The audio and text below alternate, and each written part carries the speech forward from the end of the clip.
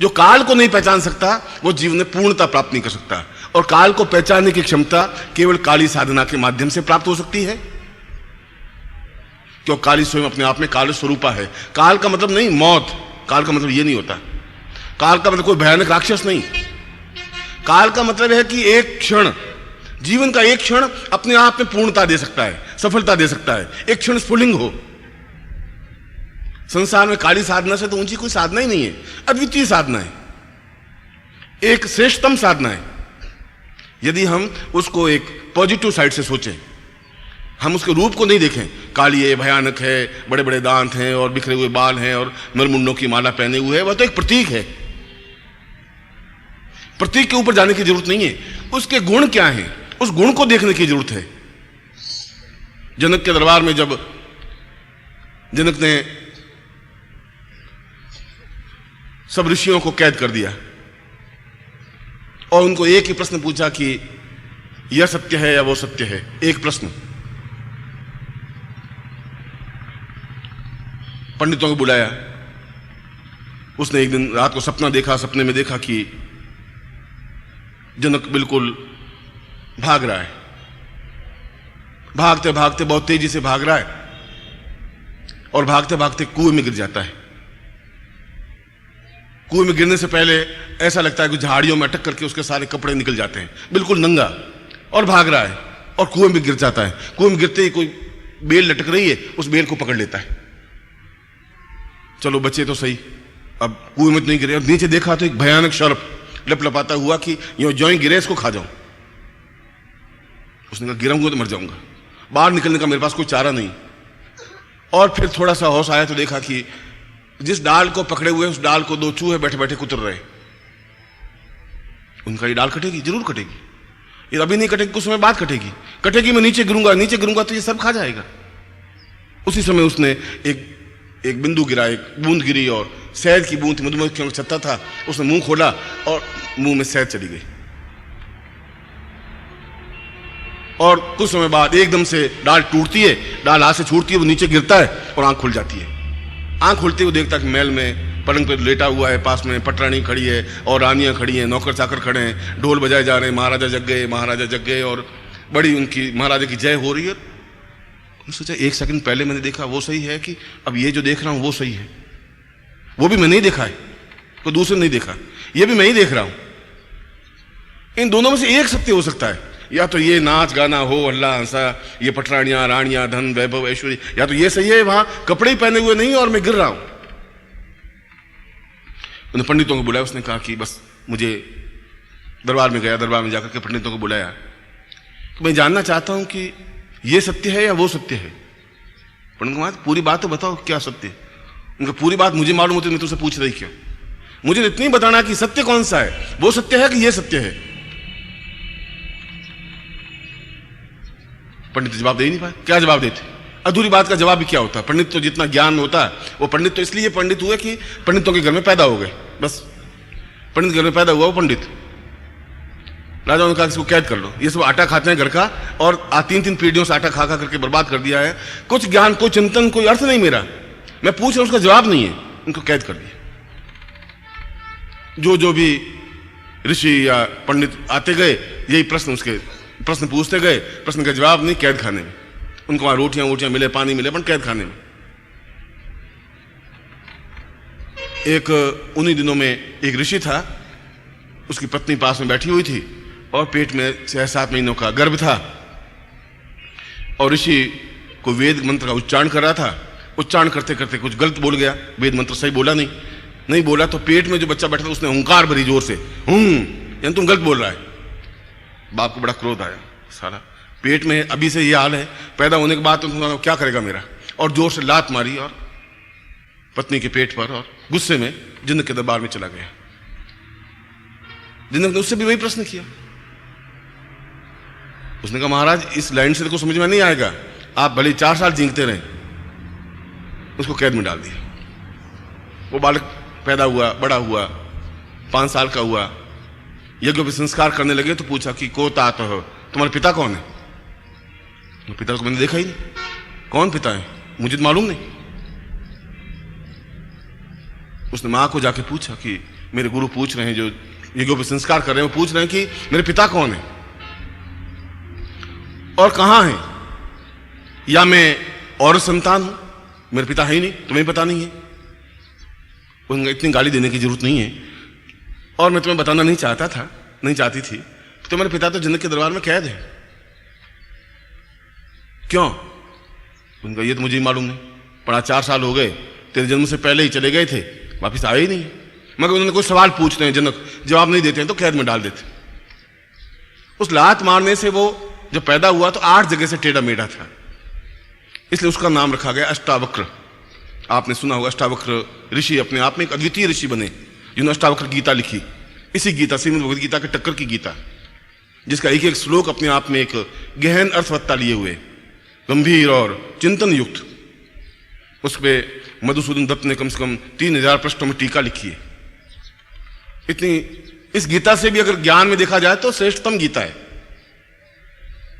वो जनक के दरबार में गए, एक 5 साल का बालक, एक लंगोटी पहनी हुई, सारा शरीर खुला। जनक के दरबार में जाते ही सारे दरबारी उस रूप को देख करके, टेढ़े मेढ़े शरीर को देख करके, 8 जगह से कुबड़ निकली हुई, टेढ़ा और मेढ़ा, दरबारी हंसे, जनक भी हंसा। उसने कहा कि ये कौन? उसने कहा, कहो चमार ऊपर कैसे बैठे? जनक को कोई लड़का चमार कह दे तो एक राजा को दरबारियों के बीच में सेनापति ने एकदम तलवार निकाली। उसने कहा, तलवार मत निकाल, उन चमारों में चमार बन करके तुम तलवार क्या निकालेगा? तलवार से क्या होगा? पर विदेह जनक तो थोड़े विद्वान थे, बुद्धिमान थे। उनका, महाराज आपने चमार मुझे कहा तो कोई सोच समझ के कहा होगा। उसने कहा, तुम और तुम्हारे सारे दरबारी चमार हैं। चमार चमड़ी को देख करके ही गुणवत्ता करता है। तुमने भी मेरी चमड़ी को देखा और चमड़ी को देख करके तुम हंसे, मेरे ज्ञान को तुमने देखा ही नहीं। तुम्हारी परख तो मेरी चमड़ी तक है, तो चमार के अलावा तुम्हारी क्या विशेषता हो सकती है? मेरे गुण को बात करते, मेरे शरीर और मेरी आकृति और मेरे चमड़े को देख करके और चमड़ी को देख करके तुम क्या सोच रहे हो? जिनको एकदम ज्ञान आया, चिंतन आया। उसने कहा, आप आसन पर बैठिए, सिंहासन पर बैठिए। उसने कहा कि यही धर्म है, यही कर्तव्य है कि सन्यासी या गुरु आए तो आसन सिंहासन पर बैठे, तुम नीचे खड़े रहो, अब पूछो क्या बात है। उनका, महाराज प्रश्न तो इतना ही है कि यह सत्य है या वो सत्य है? कि जनक, यह भी सत्य है और वो भी सत्य है, और देखा जाए तो यह भी सत्य नहीं है और वो भी सत्य नहीं है। उसने कहा, साला ये क्या उत्तर हुआ? जैसा मेरा प्रश्न अटपटा वैसा ही उत्तर दिया अटपटा। उनके, महाराज मैं समझा नहीं। उनका, तेरी बात भी लोग समझे नहीं थे, अब तुम समझेगा कहां से? चमार कहां तक समझेगा? दीक्षा ले, पहले ज्ञान चिंतन ले, विचारधारा ले। वो मैं कह रहा हूं दोनों सत्य थे, वो भी सत्य था, क्योंकि जीवन में उसी रास्ते पर जाना है, कोई सिर पे कपड़ा रहेगा नहीं, और दौड़ते दौड़ते उस अंधकूप में गिरना ही है। और जहां तू डाल पकड़ी हुई है वह एक जीवन डोर है तुम्हारी, उस डाली के सहारे तू जिंदा है। और उस डाली को भी वो दोनों चूहे रात और दिन काट रहे, एक रात है एक दिन है, वो काट रहे हैं। और रात दिन काटते काटते एक दिन 60 साल या 62 साल जब भी होंगे, वो डाली कटेगी और गिरेगा, और नीचे काट बैठा वो तुझे खा जाएगा। और ये तेरी तृष्णा है, वासना है, वो बूंद गिर रही है शहद की, वो एक वासना जिसके भरोसे तुम जिंदा है। धन की तृष्णा, उस वो तृष्णा है, इसलिए वो सत्य है। जो ऐसा हो रहा है ऐसा ही होगा, ये तो होना ही है। मगर ये भी सत्य है, जो तुम पटना देख रहा है, रानी देख रहा है, धन वैभव ऐश्वर्य, ये भी सत्य है, मगर ये भी रहने वाला नहीं है, इसलिए ये भी असत्य है। और यदि तुम अपने जीवन को अभी से ऊंचा उठा दे तो वो भी नहीं हो सकता, क्योंकि मृत्यु हो ही नहीं सकती। दोनों बातें सही। काली साधना और सरस्वती काल साधना, जो मैंने कल काल साधना बताई, वह और काली साधना अपने आप में इसी का प्रारूप है। और अष्टावक्र ने सबसे पहले उसको यही दीक्षा दी, काल दीक्षा। जनक जैसा विद्वान, विदेह है जिसको कहे, जिसको अपने शरीर का कोई चिंता ही नहीं, उनका देह मेरी है ही नहीं, विदेह केवल वही ऋषि कहलाया। और वही उनसे दीक्षा ली और सबसे पहले उसको काल दीक्षा दी। ये चिंतन दिया कि जीवन के उस, जहां तुम जीवन का अंत समझ रहे हो, काल के गर्भ में जाने का, जब काल ही तुम्हारे नियंत्रण में है तो काल फिर कौन सा रह जाएगा? तुम्हें तो काल का मालूम है, ज्ञान दूंगा तुम्हें, चिंतन दूंगा, काल तुम्हारे नियंत्रण में रहना चाहिए। और जहां काल नियंत्रण में है, जहां काल दीक्षा है, काल चिंतन है, काल साधना है, काल हो या चाहे काली साधना, दोनों का तात्पर्य तो एक है काल को अपने आप में गतिशील करने वाली काली है। और काल का मतलब है एक क्षण, अभी का क्षण, 2 मिनट बाद का क्षण, 5 मिनट पहले का क्षण, 10 साल पहले का क्षण, 10,000 वर्ष पहले का क्षण। मगर यह ठीक है कि काल को तो हम पहचान लेंगे, मगर प्रत्येक उस क्षण को, उस काल को तुम कैसे पहचानोगे जो विशेष क्षण है, विशेष काल का क्षण है? उसको पकड़ने की शक्ति भी तो आनी चाहिए तुम्हें। जो तो मृत्यु का क्षण है उसको पकड़ने की क्षमता ही नहीं होगी तो मृत्यु कब झपट्टा मार के चली जाएगी तुम्हें पता ही नहीं पड़ेगा। उस मृत्यु के क्षण को, मृत्यु के काल के क्षण को भी पकड़ने की तुम्हें युक्ति होनी चाहिए। और ये सभी साधनाएं, ये सभी चिंतन उस अष्टावक्र गीता में दिया हुआ है। काली की साधना, काल साधना और पूर्णत्व काल साधना की, काल को कैसे पकड़ा जा सकता है। कल का जो मेरा प्रवचन का आधार था वो अष्टावक्र गीता का बेस दिया हुआ था, जिसमें इन सारे आयामों को पूर्णता के साथ स्पष्ट किया है और कोई ऋषि कर ही नहीं सकता था। न उनको काल साधना का ज्ञान था, और साधना का ज्ञान था भी तो काल को पहचानने की क्षमता नहीं थी। और यदि काल को पहचानने की क्षमता आ भी जाए तो उस क्षण, उस काल को, उस क्षण को पकड़ने की क्षमता तो थी ही नहीं। इसलिए उस साधना का एक सरल रूप काली साधना है, जो कि 10 महाविद्याओं की प्रथम साधना है। वही स्थिति, आखिर हमें नरमुंड बनना ही है, ये मुंड तो नरमुंड बनेगा ही, आखिर हमें नीचे गिरना ही है, आखिर उसी का भक्ष्य हमें बनना ही है, उस काल का ही भक्ष्य बनना है, उसी भयानक मौत का जैसा उनका विकृत रूप है। आखिर हमारे जीवन की गति वही है। यदि उससे बचना है, क्योंकि मृत्यु तो कोई चाहता नहीं, कौन मृत्यु चाहेगा?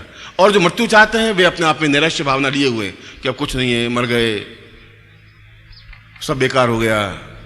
अब से नेगेटिव साइड तो आप सोचते ही रहे, पूरा जीवन आपका आपके पास में बैठने वाले भी दुखी होंगे, आप तो दुखी हैं ही।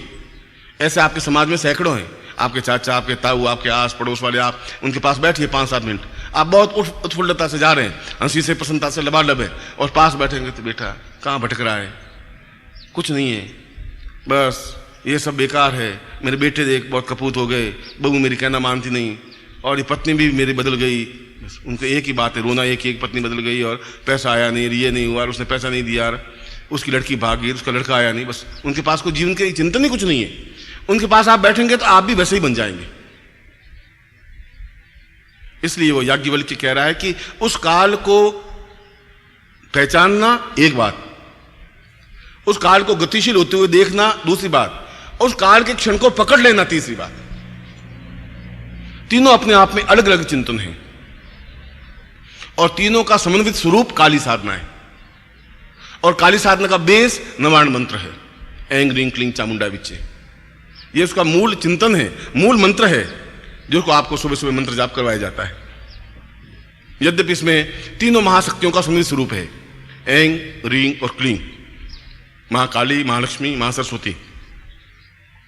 एक बार पूरे कोई शिविर, नवाण शिविर लगा था या कोई शिविर लगा था, मैंने इस नवाण मंत्र को ही 9 दिन तक पूरा समझाया था कि चामुंडा का तात्पर्य क्या है और विच्चे का तात्पर्य क्या है, चा का अक्षर क्या है, मुंह का तात्पर्य क्या है, मुंड शब्द क्यों है, या ऐंग क्या है, रींग क्या है। और तो एक लंबा चौड़ा विषय है, उस विषय पर तो बोलने के लिए 15-20 प्रवचन चाहिए उस नवाण मंत्र को। मगर मूल रूप से काली साधना का आधार मूल मंत्र ऐं ह्रीं क्लीं चामुंडा विच्चे। मगर यहीं तक समापन नहीं हो जाता, यह सब कुछ समाप्त नहीं है। समाप्त तो कुछ और चीज है कि उस काली साधना के माध्यम से काल के क्षण को पकड़ें, क्योंकि यह साधना सरल है। उस काल की साधना अत्यंत कठिन है, जो हमारे सामने है ही नहीं, तुम उसकी साधना कैसे करोगे? तुम्हारी दृष्टि एक प्रतीक होनी चाहिए, बिना प्रतीक के तुम कुछ कर नहीं सकते। तुम भगवान की मतलब शिव की साधना करना चाहो तो एक शिवलिंग होना चाहिए तुम्हारे सामने, बस। फिर तुम उसमें दूध भी चढ़ा दोगे, जल भी चढ़ा दोगे, फिर तो तुम साधना कर लोगे। बिना प्रतीक के तुम साधना नहीं कर पाते हो। चाहे वो लक्ष्मी की हो तो लक्ष्मी का एक चित्र होना चाहिए, कुछ नहीं हो तो उसकी मूर्ति होनी चाहिए, कुछ हो फिर आप उसको पूजन अर्चन, अगरबत्ती, धूप, दीप सब करते रहोगे। बिना प्रतीक के नहीं हो रहा है, क्योंकि आपके चर्म चक्षु बिना प्रतीक के साधना कर ही नहीं सकते। इसलिए काली के साधना को सरल माना है उस काल साधना की अपेक्षा, कि काली साधना के माध्यम से अगली छलांग तुम्हारी काल साधना है। कुछ सन्यासी शिष्यों ने इन साधनों को सीखा था, सीखा और अपने आप में एक एहसास किया कि वास्तव में एक तेजस्वी साधना है, अद्वितीय साधना है। और मैं ढूंढ रहा हूं कोई गृहस्थ शिष्यों में से कोई शिष्य उठ करके बाहर आए कि मैं आपके साथ साधना करने के लिए तैयार हूं, मैं सीखना चाहता हूं। एक चैलेंज का भाव हो। मगर अच्छे शिष्य मिलना भी तो एक भाग्य की बात होती है। अच्छे शिष्य मिलना, अच्छे गुरु मिलना, ये जीवन के एक चिंतन है। किस क्षण विशेष में गुरु मिल जाए कुछ पता नहीं। मैं वहीं वापिस आ रहा था तुम्हारे पास, वो क्षण है, गुरु आए और तुमने नहीं पहचाना और गुरु पास में से निकल गए। ये नवरात्रि का शिविर आया, आप खड़े हुए, मैं भी खड़ा हुआ और हम दोनों एक दूसरे से मिले एक क्षण विशेष में। आपने हमें समझने की कोशिश की, मैंने आपको देखने की कोशिश की और पास में से निकल गए। पूरा जीवन अपने आप में खत्म हो गया। कोई जरूर नहीं दूसरी बार वह गुरु उसी रूप में आपको मिले ही, वरना हम किस रूप में आपको मिले और उस समय आपकी मनोवृत्ति कितनी बदली हुई हो। उस क्षण को पकड़ने का मतलब है कि जो ही आमने सामने की स्थिति बने उसी समय आप उनके पांव पकड़ लें और अपने आप को समर्पित कर दें। वह क्षण को पकड़ने की क्रिया हुई। पहचान सोचें कि कोई बात नहीं, अब की बार देख लेंगे, गुरु भी कोई बात नहीं, फिर कभी दीक्षा दे देंगे, देखा जाएगा, इसको परख लेंगे, वो भी सोचता है। वो तो क्षण अपने आप में बदल गया। क्षण को पकड़ना अपने आप में अत्यधिक कठिन कार्य है। कठिन कार्य इसलिए कि वो सब कुछ छोड़ना पड़ता है, त्याग करना पड़ता है। उस क्षण को पकड़ने के लिए दूसरे क्षणों को छोड़ना पड़ेगा। मौज, शौक, धन, यश, वैभव, प्रतिष्ठा, कमाने की बात, घर, वो सब छोड़ना पड़ेगा क्योंकि इस क्षण को पकड़ना है। वो तो आपके हाथ में तुलना है कि ये सत्य है या वो सत्य।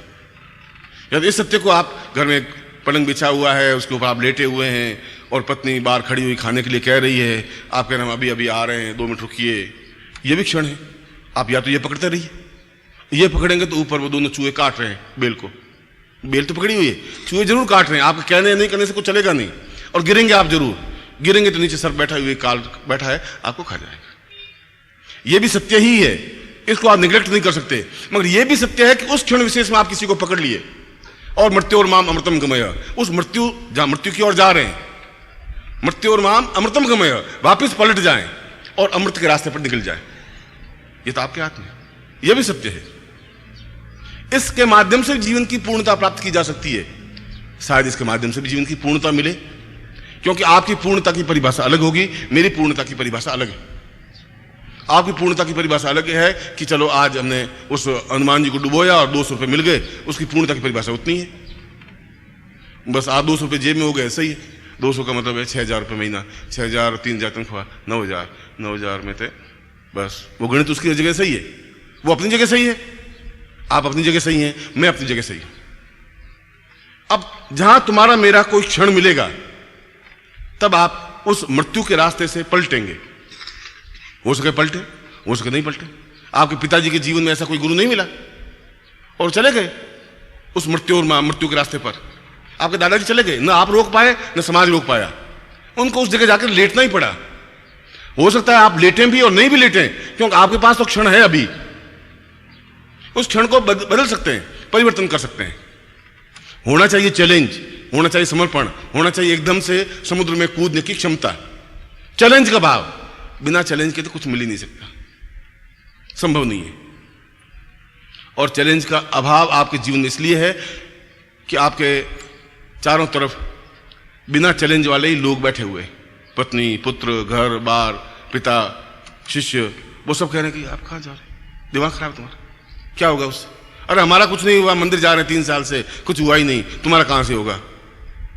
और तुम भी सोच रहे हो कि चलो वापिस उस पिंजरे में, आप कैद खाने में बैठे हैं, चांदी का पिंजरा बना हुआ है, आप अंदर बैठे हुए हैं और घर वाले आपको हरी मिर्च खिला रहे हैं अंदर, बोल मिट्ठू राम राम, आप राम राम बोलते हैं, मिट्ठू अच्छा है, मिट्ठू भी बहुत खुश है, हरी मिर्च मिल रही है, पैरों में पैंजनियां पहना दी आपको और खुश। आप उसको क्या समझेंगे कि आकाश में उड़ना भी एक आनंद है? तुम नहीं समझ सकते उस चीज को। जो उस कैद खाने बैठा हुआ उस आकाश में उड़ने की क्षमता थोड़ी जान सकता है। उसके पैरों में पैंजनियां नहीं है, उसको हरी मिर्च नहीं मिल रही है, मगर उसको वो आनंद है जो उस पूरे 3,000 मील तक बिना पंख फड़फड़ाए हंस चला जाता है, उड़ता रहता है। तुम कैसे समझोगे मानसरोवर का पानी स्वच्छ आनंद क्या है उठते हैं? जो तलैया का पानी पीने वाला मानसरोवर कैसे समझेगा उस आनंद को? काल साधना के आनंद को लेने के लिए तुम कैसे समझोगे जब तुम्हारे पास वो क्षमता ही नहीं है? जब उस बंधन में आप खुश हैं तो उन्मुक्त भाव आपके जीवन में नहीं आ सकता, संभव नहीं है। उन्मुक्त भाव तभी आ सकता है जब आप एक निश्चय कर ले, और निश्चय करने के लिए आधा सेकंड लगता है, उसमें सोचना विचारना नहीं। दाऊद का एक शिष्य था रज्जब पंथ चला है पूरा, रज्जब ने तो पूरे ग्रंथ लिखा है। दादू ने कहा तुम सब कुछ करना, शादी मत करना। उसने कहा क्यों?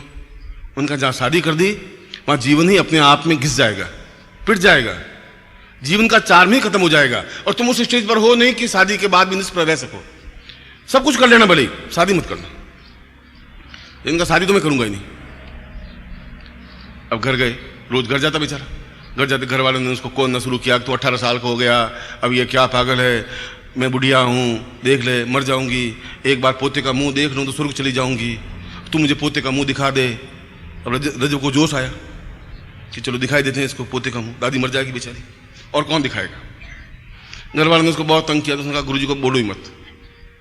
अब गुरुजी कहेंगे, गुरुजी फिर वो किस्सा लगाएंगे तुम शादी मत करना। जब इतने सब लोग शादी करते हैं, मजे ले रहे हैं, तो मैं क्यों नहीं करूं। आ गई कोई क्षण उसके जीवन में भी आया और उसने कहा देख तो ढोल नगाड़े बजाएंगे और आगे आगे चलेंगे, हम भी बराती एकदम साफा वाफा पहने हुए तेरे साथ चलेंगे, तलवार यहाँ लटकाएगा तू, और देख तो सही वो आनंद एक अलग चीज है, बहुत मस्ती है। और उसने कहा देख तो ढोल नगाड़े बजाएंगे और आगे आगे चलेंगे, हम भी बराती एकदम साफा वाफा पहने हुए तेरे साथ चलेंगे, तलवार यहाँ लटकाएगा तू, और देख तो सही वो आनंद एक अलग चीज है, बहुत मस्ती है। उसने कहा कि घर वाले सब इतने लोग मूर्ख थोड़ी हैं, एक गुरुजी अकेले हैं, इधर 50 लोग। अब गुरुजी तो न मालूम उन्हें चेले हैं, मुझे आटा मांग के लाता हूँ, गुरुजी खुश इसलिए कि पाँव दबाने को मिल गया रजब साला। नहीं, गुरुजी की कोई बात नहीं, अब हम शादी करेंगे। और उसको बिल्कुल सजा दुल्ला दुल्ला सजा सजा करके और घोड़े पे बिठा दिया। एक चंदूलाल जी को एक व्यक्ति ने पूछा, चंदूलाल जी जब घोड़े पर बैठे शादी के टाइम, तो एक दूसरे को पूछा कि इस दुल्हे को घोड़े पर क्यों बैठाया जाता है। उनका इसलिए कि गधा गधे पर नहीं बैठ सकता, समझे, इसलिए घोड़े पर बिठाया।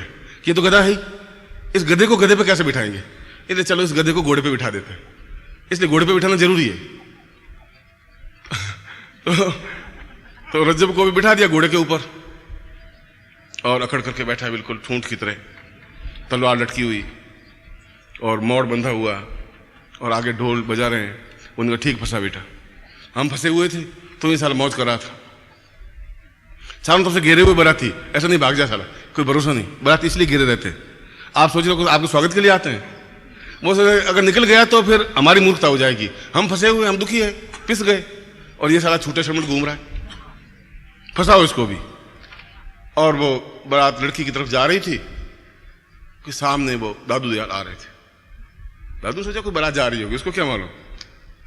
जाते थे एक नजर पड़ी, अरे रज्जब, और पास में खड़ा, अरे रज्जब, रज्जब थे गजब करियो, सिर पे बांधियो मोड़, तो गजब कर दिया, सत्यानाश कर दिया, जीवन करते हैं। एक क्षण लगा और रज्जब एकदम नीचे कूदा, मोड़ फेंक दिया, गुरु के चरणों में झुक गया, मैं बहुत गलती कर दी, मैंने जीवन को सत्यानाश करने की सोच लिया था, पता ही नहीं था। एकदम चैलेंज लेने के लिए तो एक क्षण चाहिए, बस उसने कहा रज्जब थे गजब करियो और उसने छोड़ छाड़ दिया और चरणों में झुक गया। प्लान से वो नहीं झुक पाता, प्लान से नीचे नहीं उठता, प्लान से निश्चय नहीं हो पाता, एक क्षण होता है, उस क्षण में जो निर्णय ले लिया वो निर्णय हो जाता है। और ऐसा जो क्षण में चैलेंज लेने वाला होता है वही पुरुषोत्तम हो सकता है, वही पुरुष हो सकता है। उस दिन मैं नर और पुरुष और पुरुषोत्तम के डिफरेंस आपको समझा रहा था, वो डिफरेंस है समाज में हमारे, उसको समझने के लिए ही जीवन की पूर्णता आवश्यक है। इसलिए कल मैंने उस साधना को आपको समझाया था जो दूसरे प्रकार में काल साधना है, याज्ञवल्क्य की साधना है। जो काली साधना है वह अपने आप में उसका प्रारंभिक रूप है उस काल साधना का, क्योंकि हम प्रतीक रूप में पूजा कर सकते हैं, काली है, नरमुंड है और उसके सामने बलि देंगे और उसके सामने काली काली करेंगे और जो भी काली का मंत्र है वो मंत्र जाप, रिंग रिंग क्रिंग काली के चंडी दक्षिणे, ऐसा मंत्र जाप करेंगे। यह भी अपने आप में सही है, काली मंत्र भी, और काली मंत्र के माध्यम से तो आंख में उतनी ज्वाला पैदा हो जाती है कि आदमी समाप्त हो जाता है, गिर जाता है, इतनी तेज, इतना वेग आता है, इतनी लपट निकलती है कि सामने वाला शत्रु खड़ा ही रह गया तो फिर काली साधना की क्या। मगर उसके लिए तुम्हारा धरातल उतना ऊंचाई पे पहुंचना चाहिए, आप आंख में झेलने की क्षमता होनी चाहिए उस वेग को। मैंने कई बार कहा कि आप मेरे प्रवचन के बाद जाना और सूर्य की ओर देखना थोड़ा, आप 1 सेकंड के बाद सूर्य को देख नहीं सकते, बस 1 सेकंड ज्यादा से ज्यादा पानी भर जाएगा और आंख नीचे करनी पड़ेगी, मसलना पड़ेगा। जब 1 सेकंड तक सूर्य को नहीं देख सकते और काली का या लक्ष्मी का या देवताओं का जाज्वल्यमान स्वरूप हजारों हजारों सूर्य के समान प्रकाशवान है, तो आपकी आंखें कैसे देख पाएंगी उसको? कहां आपकी आंखों में ताकत है? कैसे क्षण पहचान पाओगे? उसके लिए आपको ज्ञान चक्षु या आत्मचक्षु खोलने होंगे। ज्ञान चक्षु तो गुरु खोलेगा कि ये सही तथ्य है, ये चिंतन सही है। आत्मचक्षु अपने आप खुलेंगे, जिसके माध्यम से यदि वह प्रत्यक्ष हो भी तो आप देख सको, देखने की क्षमता आ सके। अंततः आप समाप्त हो जाएंगे। आप 1 मिनट या 60 सेकंड तक सूर्य को देखिए, 30 सेकंड देखिए। देखने का भाव आने के लिए भी आपकी उस धरातल पर होना चाहिए। जब आप उस धरातल पर नहीं है तब उस काली को आप प्रत्यक्ष कैसे देख पाएंगे? उस धरातल पर पहुंचने के लिए कई क्रियाएं हैं, कल भी मैंने वही समझा रहा था। इसलिए काली साधना में उस आंख में उतनी लपट उठती ही है, होती है, मगर यदि आप उसकी धारण शक्ति को ले सकें, वह तो कोई गुरु मिले आपको, वह तो कोई आप शिष्य बन सके, वह तो कोई क्षण हो जो आपके पकड़ में आए, वह जीवन अपने आप में काली के चरणों में व्यतीत हो जाए। जब काली साधना होगी तो काल साधना तो अपने आप हो जाएगी। और जब काल साधना ही हो गई तो यमराज फिर कौन सी चीज हो गई? यमराज तो वो पैरों के नीचे दबा करके बैठी है, फिर कौन सा यम हो गया? मृत्यु फिर कौन सी हो गई? वो तो हम पहले कह रहे हैं मृत्यु और माम अमृतम गमय, मृत्यु से अमृत्यु की ओर जा रहे हैं। अब मृत्यु की ओर नहीं जा रहे, इस समय जा रहे हैं। इस हम धीरे धीरे सरकते जा रहे हैं मृत्यु की ओर, और एक दिन अवश्य ही उस मृत्यु में उस ग्रास को हो ही जाएंगे। इस जीवन के चिंतन को, ये जो कुछ इन 8 या 9 दिनों में मैंने आपको बात बताई, जो तथ्य दिए, इस नवरात्रि में अगर आपको मैं केवल एक ही तथ्य देता तब भी अपने आप में ज्ञान का पूर्णता हो पाती। ज्ञान कोई तराजू में तोड़ के नहीं दिया जाता, 5 किलो ज्ञान दिया जाए, या पुस्तक, ज्ञान की पुस्तक कोई 5 किलो की ज्यादा वैल्यूबल है और 2 पन्ने बहुत ज्यादा कमजोर हैं, ऐसा नहीं होता। 2 पन्ने अगर पन्ने कागज के हों और मंत्र लिखा हुआ सही और विधि लिखी हुई हो तो 5 करोड़ रुपए की है, और पूरा ग्रंथ हो और उसमें कुछ हो ही नहीं और ज्ञान कोश लिखा हुआ हो तब भी बेकार है।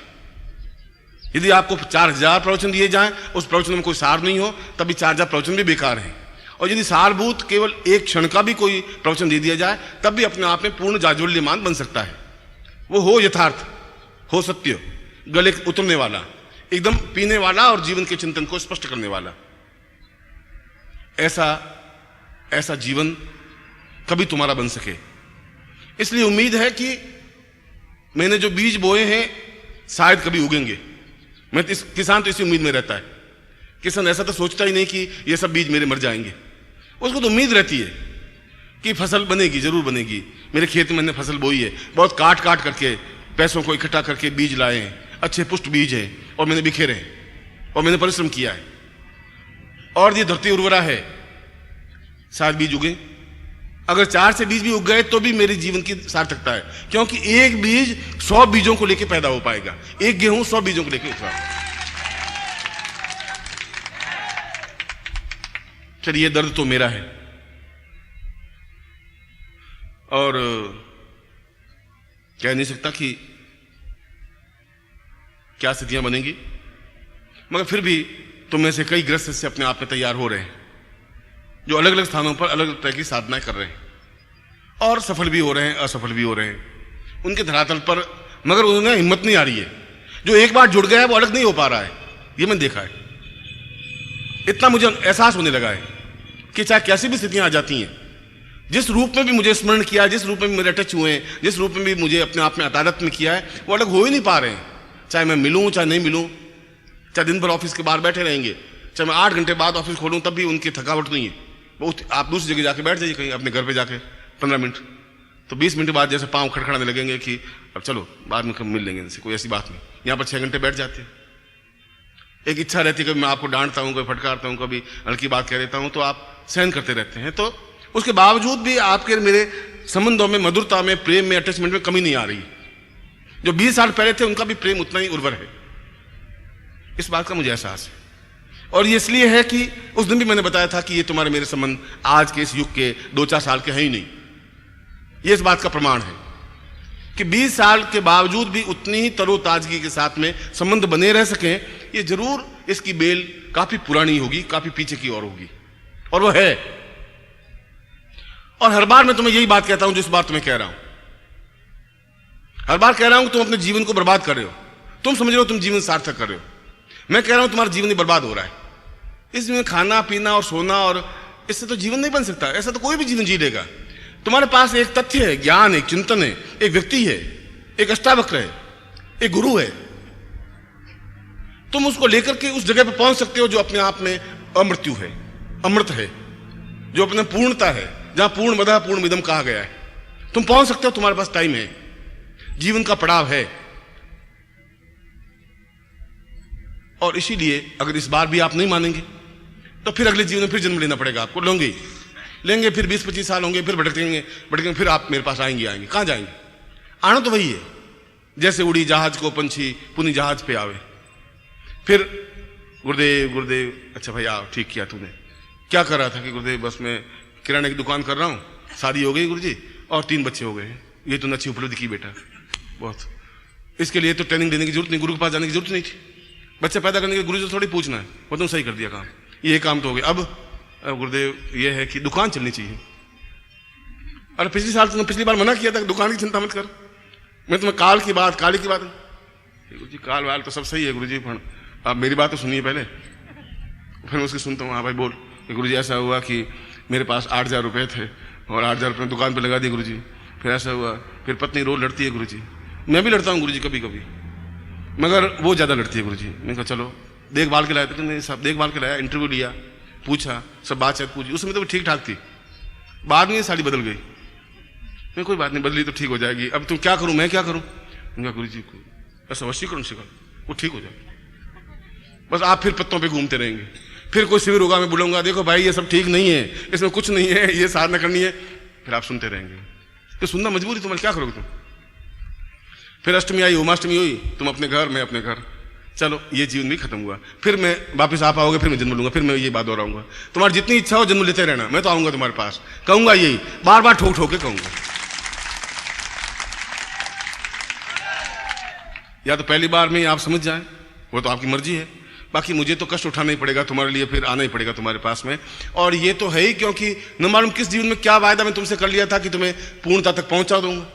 मुझे थोड़े मालूम था कि तुमने जिद पकड़ रखी है कि पूर्ण तक जाना ही नहीं है साला। ये देखा है, इस बार तो गुरु जी को हरा ही देंगे। और मैंने निश्चय कर लिया कि मैं हारूंगा नहीं, मैं निश्चय रूप से तुम्हें पूर्ण तक पहुंचा के दूंगा।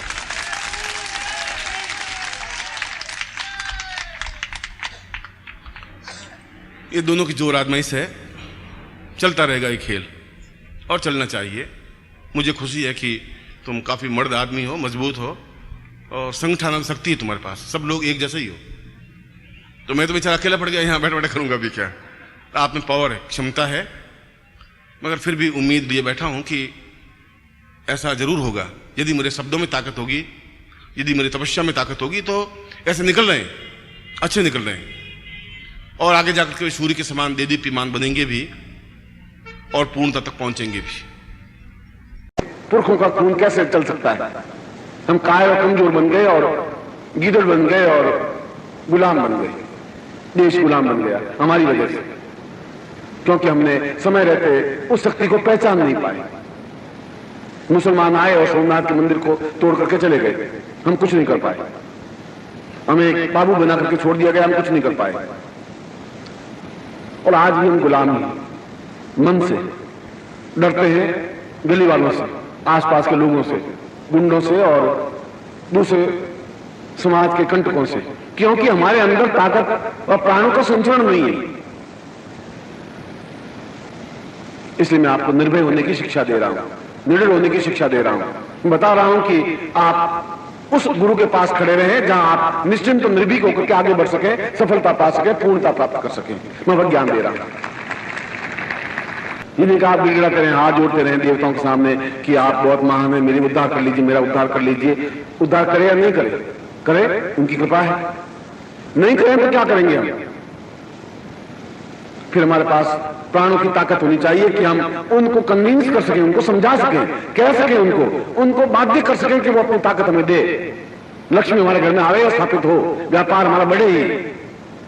वो तब हो सकता है जब आपके प्राणों की ताकत होगी। शरीर की ताकत से लक्ष्मी आपके घर में आके स्थापन नहीं हो सकती। सरस्वती आपके कंठ में नहीं बैठ सकती, चाहे आप कितना ही व्यापार कर लें। 5 करोड़ का टर्न आउट कर लें और साल के बाद 20,000 रुपए आपके प्रॉफिट हुआ, तो 20,000 का व्यापार किया आपने, क्योंकि आपके पास दैविक शक्ति नहीं थी। आपके पास वो मंत्र नहीं था, वो चेतना नहीं थी, आपके पास कोई व्यक्ति नहीं था जिसको जाके पूछ सकें कि मेरी कहां गड़बड़ है, क्या गलती है, मैं व्यापार में मेहनत करता हूं, सफलता क्यों नहीं प्राप्त हो रही है, कोई व्यक्ति रहा ही नहीं। और यदि आप अपने पड़ोसी दुकानदार को पूछेंगे या लोग से पूछेंगे या पिता से पूछेंगे या मां से पूछेंगे तो उनको तो खुद को ही ज्ञान नहीं है। उनको खुद को ज्ञान होता तो फिर आपको ये पूछने की जरूरत ही नहीं पड़ती, वो खुद आपको समर्थवान बना सकते थे यदि उनके पास प्राणों की शक्ति होती तो, क्षमता होती थी। जैसे वो थे वैसा एक और संतान को जन्म दे दिया। इसलिए आपके जन्म अपने आप में कोई महान ऐतिहासिक घटना नहीं बनी। आप पैदा हुए, कोई देश में बहुत क्रांति नहीं पैदा हो गई, कोई नेशनल इवेंट नहीं बन पाया कि आप जन्म लिया। नेशनल इवेंट तब बनेगा जब आप कुछ ऐसा कार्य करें जो अपने आप में अद्वितीय होगा, तब देश की एक घटना बन सकेगी। और वह तब हो पाएगा जब आप निडर, निर्भीक और निश्चिंत हो सकेंगे, अपने मन में उस महाकाली को स्थापित कर सकेंगे। दूसरा महाकाली प्रयोग के बारे में, अब मैं उस दूसरे प्रयोग को आपके सामने कर रहा हूं जो अपने आप में अत्यंत तेजस्वी, अत्यंत जरूरी और अत्यंत महत्वपूर्ण है।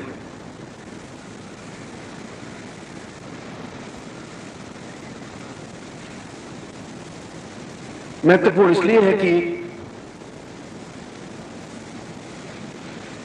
हम अपने जीवन के जो कुछ शेष बचा है वह जीवन अपने आप में इतना क्षमतावान बन जाए कि हमारे जीवन में किसी प्रकार की न्यूनता रहे ही नहीं, कमी नहीं रहे। वही श्लोक मैं प्रारंभ कर रहा हूं कि उसमें बताया है कि हम अपूर्णता से पूर्णता की ओर बढ़े। पूर्णता का तात्पर्य हमारे जीवन में कोई कमी रही ही नहीं, जो कुछ चाहे वह मिल जाए। अपूर्णता हम प्रयत्न करते रहे, प्राप्त हो ही नहीं। हम मेहनत करते रहे, व्यापार बढ़े ही नहीं। हम पूरा परिश्रम करने के बाद भी शरीर को स्वास्थ्यमय नहीं बना सके।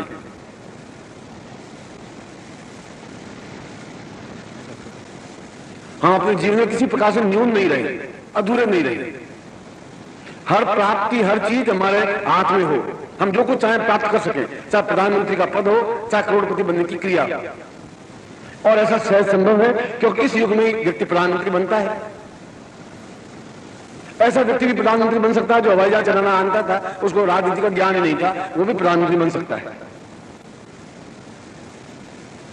और ऐसा व्यक्ति भी करोड़पति बन सकता है जिसको अपना पूरा सिग्नेचर लिखने नहीं आते, पूरे हस्ताक्षर पूरे नहीं करने आते। राजस्थान में एक बांगड़, कलकत्ता के बहुत बड़े बिजनेसमैन है, अरबपति हैं, और उनको सिग्नेचर आपने देखा नहीं है, पूरे लकड़ी की डंडी से जैसे बगड़ लिखते हैं, बगड़ लिखते हैं, बस खत्म। चौथा अक्षर उन्हें जिंदगी में सीखा ही नहीं। पढ़ने के लिए कि पहले दिन, और पहले दिन जाकर मास्टर की खोपड़ी में वो स्लेट मार करके घर आ गए कि उन्होंने मुझे गाली दे दी इसलिए मैं नहीं पढ़ूंगा। पढ़े ही नहीं, बन गए करोड़पति, क्योंकि उनके पास शक्ति थी, शिक्षा बढ़ी नहीं रही। इसलिए कोई जरूर नहीं है कि आप एमए पास होने के बाद ही करोड़पति बन सकते हैं या बीए होने से बन सकते हैं, ये कोई जरूरी नहीं है। जरूरी है आपके पास उस अपूर्णता को पूर्णता देने की क्रिया, और उस अपूर्णता को पूर्णता देने की जो क्रिया है वो अपने आप में महाकाली साधना है जो आपके सामने में प्रस्तुत कर रहा हूं। जिसके सामने एक श्रीफल है। श्रीफल का मतलब है पूर्णता, किसी प्रकार की न्यूनता नहीं। धन, यश, मान, पद, प्रतिष्ठा, ऐश्वर्य, सुख, भोग, विलास, जो कुछ हम प्राप्त करना चाहें प्राप्त करें। क्यों कमी रखें? हम गरीब क्यों रहे, दुर्भिक्षशाली क्यों रहे, व्यापार में न्यूनता क्यों रहे, हम रोगी क्यों बने? हम सब कुछ प्राप्त करें। इसे उसके प्रतीक रूप को नारियल कहा गया है और श्रीफल कहा गया है, और उसके सामने उस यंत्र को, दोनों हाथों में उस यंत्र को लें और उसके ऊपर श्रीफल रखें। बहुत महत्वपूर्ण मंत्र है जिसके माध्यम से उस अपूर्णता से पूर्णता की क्रिया आपके शरीर में भर सकेंगे। शास्त्रों में काली तंत्र है, और काली तंत्र में कहा गया है क्रीम बीजम विश्वम परिस्थिति ससेच्य। क्रीम बीज अपने आप में इतना उच्च कोटि का बीज है कि संपूर्ण विश्व को अपनी मुट्ठी में दबा सकता है व्यक्ति। विश्व उसके हाथ में हो सकता है। आज मैं ज्योतिष पर कोई बोलूंगा तो पूरा ज्योतिष समुदाय, पूरे भारतवर्ष का ध्यान से मेरी बात को सुनेगा, छोड़ नहीं सकता वो। उसको एहसास करना पड़ेगा कि आज दानिश तिवारी ने ये ज्योतिष की एक नई तथ्य निकाला है, इसमें वजन है, ये चीज है। नकार नहीं सकता कोई भारतवर्ष का कोई व्यक्ति, क्योंकि मैं जब बोलूंगा तो पूरा भारतवर्ष सुनेगा, सुनने के लिए बाध्य होगा। कल का दिन महाकाली दिवस है। महाकाल पर विजय प्राप्त करने के लिए महाकाली प्रयोग संपन्न करवाऊंगा। और महाकाली शास्त्रों में कहा है कलो चंडी विनायको।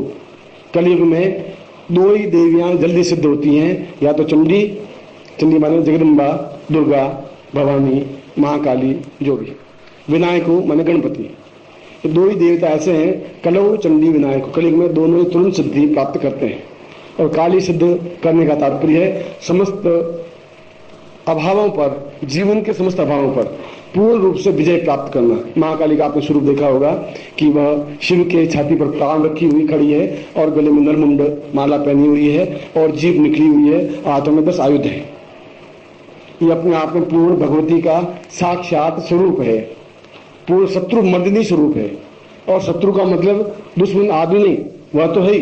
शत्रु का मतलब घर में कलह वह एक शत्रु है, अभाव एक शत्रु है, दुर्भिक्ष एक शत्रु है, समस्याएं एक शत्रु है, परेशानियां एक शत्रु है, घर में कोई लड़ाई झगड़ा है तो शत्रु है, भाई भाई के बंटवारे में कोई चीज है तो शत्रु है, पड़ोसी लड़ाई झगड़ा कर रहा है तो शत्रु है, हमारे अंदर क्रोध की भावना ज्यादा है तो शत्रु है, हम जो इच्छा पूरी चाहते हैं वो नहीं हो रहा है तो शत्रु है, फैक्ट्री बंद है तो शत्रु है, अफसर में क्या न माना तो शत्रु है।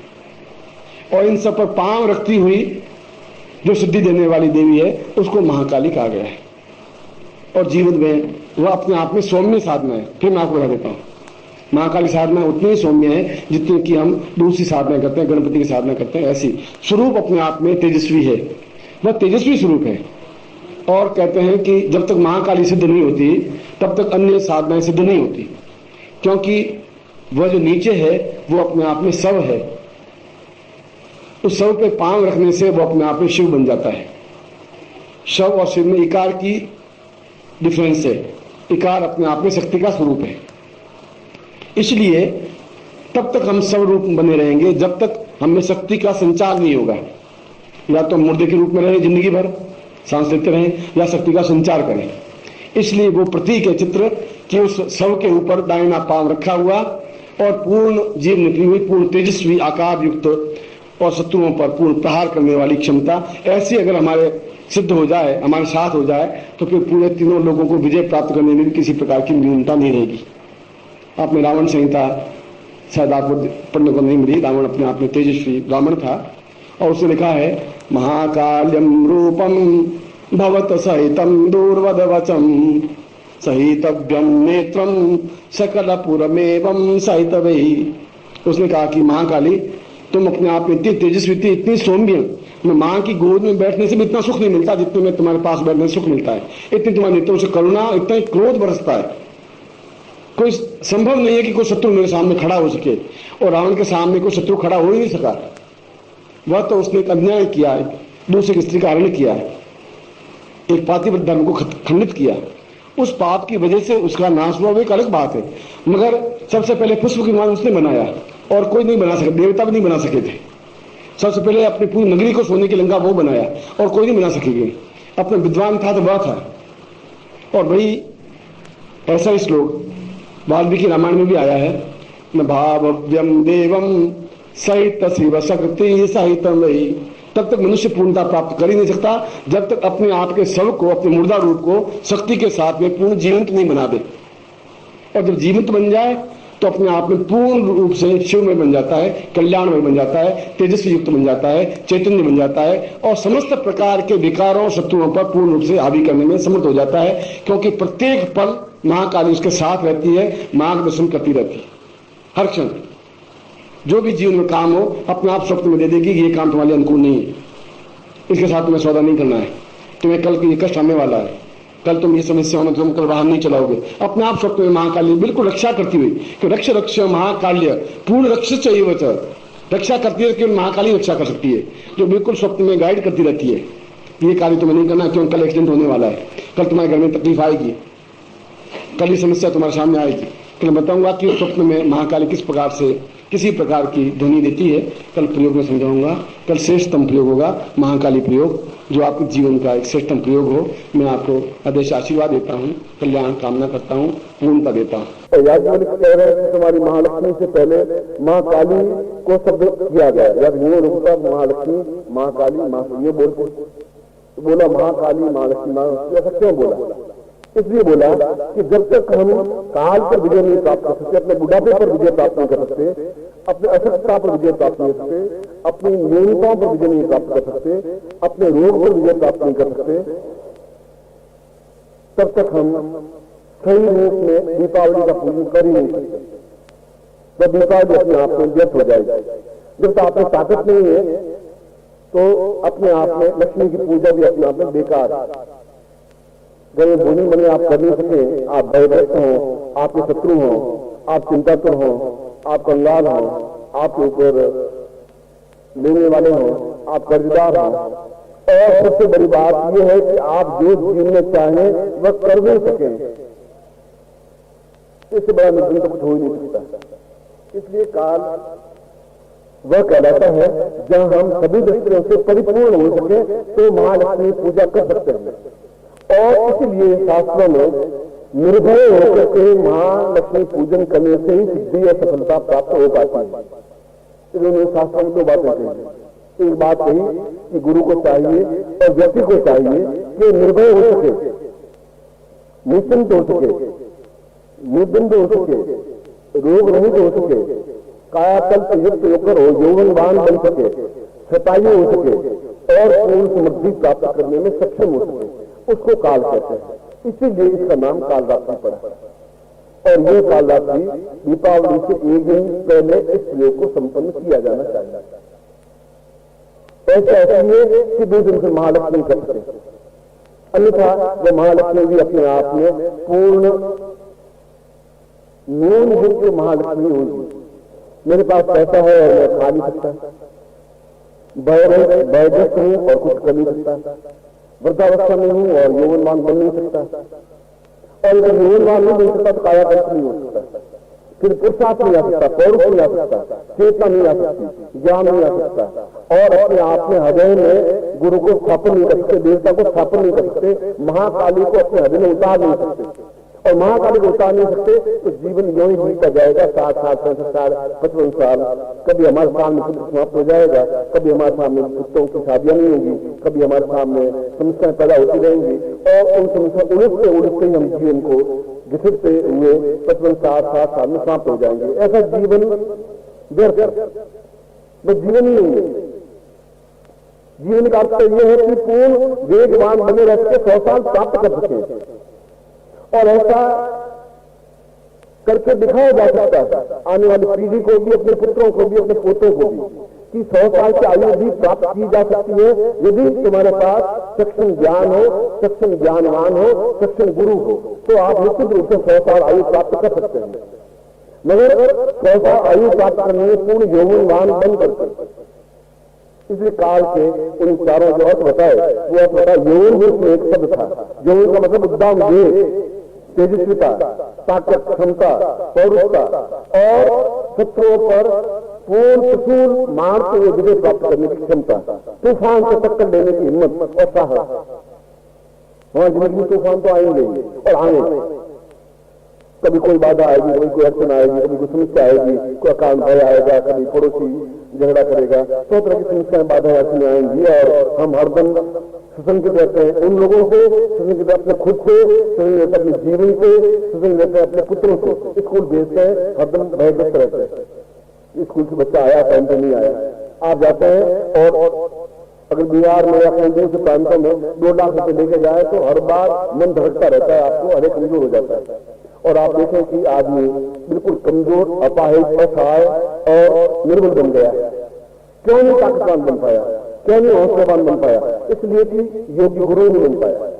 तुम्हारी कमी नहीं है, याज्ञवल्क्य नहीं बन पाया, शंकराचार्य नहीं बन पाया जो समझा सके और दीपावली के पहले महाकाली सिद्ध करवा सके। महाकाली का मतलब है कि पूरे दूसरे दिन जब आप सुबह उठे तो पूरे शरीर में चेतना, एक जाप, एक हृदय लेता हुआ समुद्र की तरह एक दिन सूरज का प्रभाव एहसास हो, ऐसा लगे कल रात को सोया तो मैं कुछ और था, आज सुबह उठा तो कुछ और है।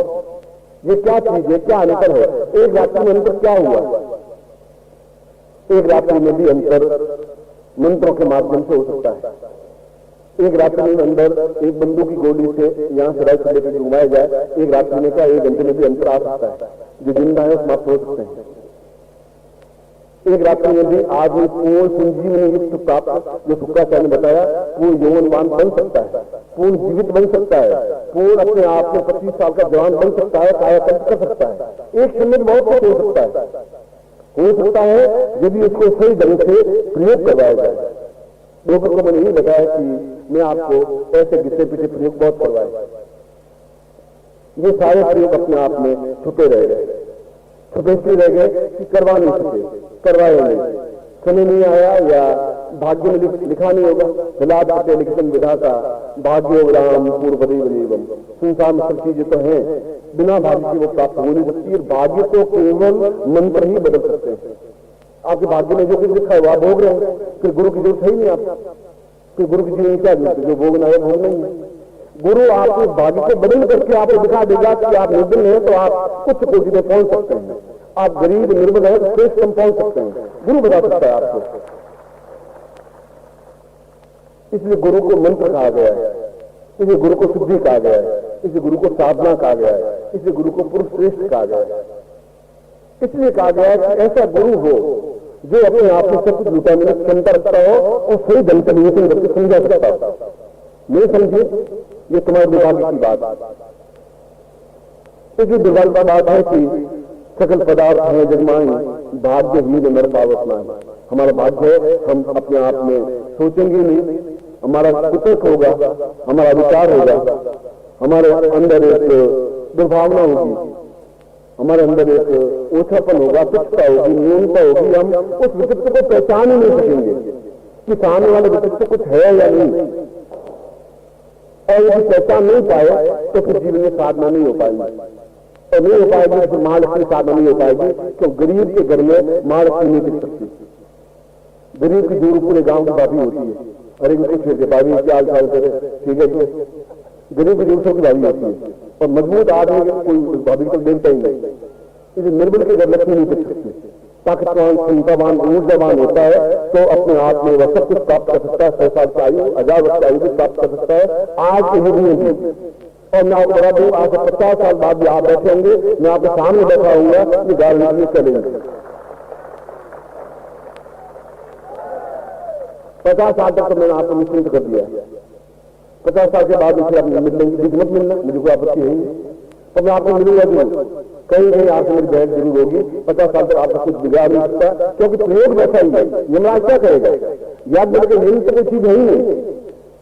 जो कार्ड व्यक्ति तो खड़ा है, कार्ड पुरुष खड़ा है, यम क्या करेगा? वो तो अंशीभूत है। बाकी तो ब्रह्मा से विष्णु के में अंशीभूत रूप है, अजानो गण रुद्र के। वो एक वीर भद्र गणी अपने आप में बहुत ताकतवान है, रुद्र की जरूरत क्या है? रुद्र तो अपने आप में श्रेष्ठ सम, इसलिए काल का नाम में श्रेष्ठ सम है। यमराज तो उससे 8 सीढ़ियां नीचे है। यम तुम्हारा कैसे बिगाड़ सकता है? यम का मतलब है संयम, संयम, मेरा खुद का संयम, एकदम से पूर्ण यौवन, पूर्ण चेतना, पूर्ण क्षमता, पूर्ण श्रेष्ठता, पूर्ण दिव्यता। और अगर ये नहीं है तो फिर जीवन में आपने आनंद लिया ही नहीं। यौवन क्या होता है उसको आपने देखा नहीं। आप ये कहते हैं 25 साल का जवान हूं, मैं हूं, तुम क्या कर देगा? मैं भी जवान हूं, 26 साल का हूं।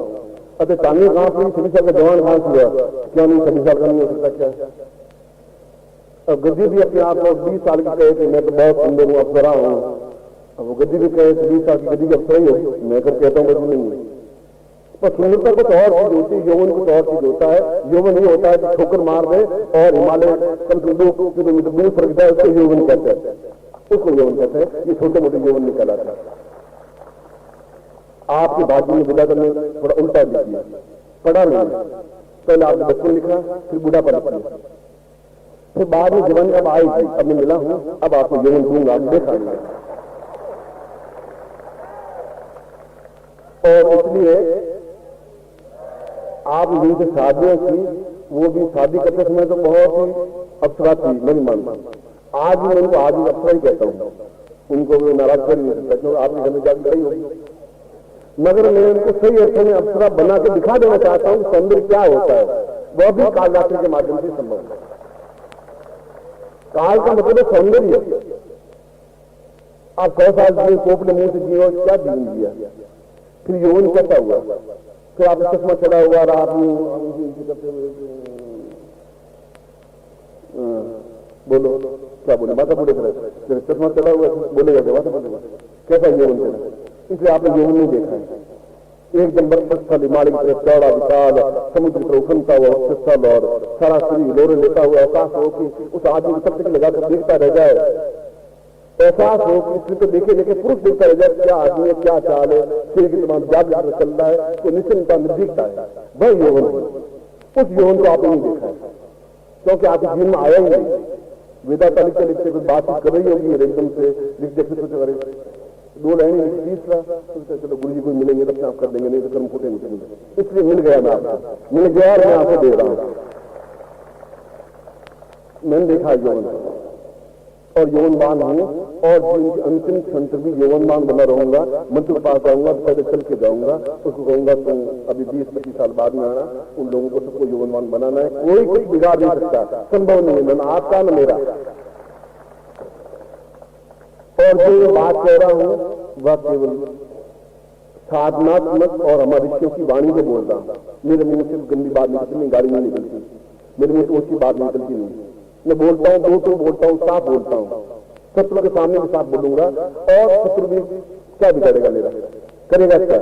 मैं अपने आप में हिम्मतवान हूं, साहसवान हूं, क्षमतावान हूं, ठीक है। इस युग के अनुसार एक गतिशील होना एक दूसरा कर्तव्य है, मगर इसका मतलब ये नहीं है कि कोई मुझे झुका सके या मुझे दिखा सके। गालियां देने वाले तो कोपली मुंह से 50 गालियां दे देंगे, कुछ भी चैलेंज कर देंगे, कुछ भी छोटी मोटी बात कर देंगे। गली में एक मजदूर खड़ा खड़ा गाली दे देगा, मैं सड़क पर जाकर उनको गाली नहीं दे सकता। मेरे एक गरिमा है, मैं कमरे में बैठा हुआ खड़ा रह सकूंगा, वो सड़क पर गाली देके जा सकता है, क्योंकि वह मजदूर है। मैं मजदूर के लेवल पर खड़ा नहीं हो सकता, मैं उसके जमा कुछ नहीं मिल सकता। और लोग गुरु जी घर में घुस के बैठ गए, हिम्मत मत आए, सबसे आगे माँ की गाली देके दिखाए। मैं उसकी माँ को जानता ही नहीं, माँ की गाली कहां से दूंगा। मैं साले कैसे बोलूंगा, मैं साला तब बोलूंगा, उसकी बहन मेरी पत्नी बनेगी तो साला बोलूंगा। और तुम लोग दुआ करो साले बोलते रहते हो, मैं मालूम कितनी तुम्हारी पत्नी है, तुम्हारी पत्नी तुम्हें टोकती नहीं, अरे को तुम साले बोलते रहते, पत्ते लोगों के तुम ये क्या, ये कहां से बहन लाए थे, तुम्हारी पत्नी करती क्या, ये मुझे कुछ समझ नहीं आता। मैं तो अपने लोगों को पकड़ेगी, तुम साला कैसे बोले उसको। वो दूसरी कौन सी है, एक ने कहा कि तुम 100 हो, तुम एक हो, बहुत सुंदर, तुम मेरी पत्नी सुंदर हो, 100 में 1 हो, तुम निन्नों कौन सी बात, पहले वो बता, निन्नों वो लिस्ट दे दे। मैं 100 में 1, मैं 100 में, तो निन्नों में वो लिस्ट पूरी मुझे पहले मैं इसका हिसाब बताता हूँ, तुझसे बाद मिलूंगा, यौवनवान बनूंगा। इसलिए आज की रात्रि को काल रात्रि कहा गया और कल की रात्रि को लक्ष्मी रात्रि कहा गया। ये काल रात्रि आज की रात्रि काल रात्रि, इसलिए कि जब काल पर विजय प्राप्त करेंगे, यौवनवान बनेंगे, ताकतवान बनेंगे, तो हमारे घर में लक्ष्मी टिक सकेगी। गरीब के घर में, असहाय के घर में, निर्धन के घर में, अपाहिज के घर में, वृद्ध के घर में लक्ष्मी टिक नहीं सकती, क्योंकि पुरुष पुरातन की वधू कौन संचला हो।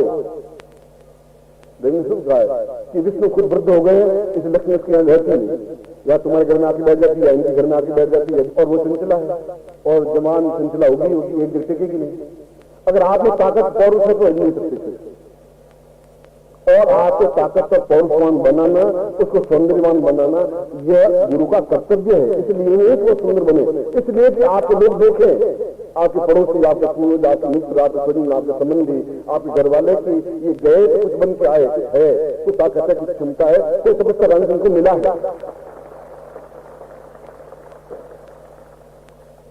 मगर इसके लिए आपको मेरे समान बिल्कुल खड़ा होना पड़ेगा, तलवार के धार पर। पैर लौलवान होंगे मगर खड़े रहेंगे, मजबूती के साथ, ताकत के साथ, हिम्मत के साथ, और उस समय का उपयोग कर सकेंगे।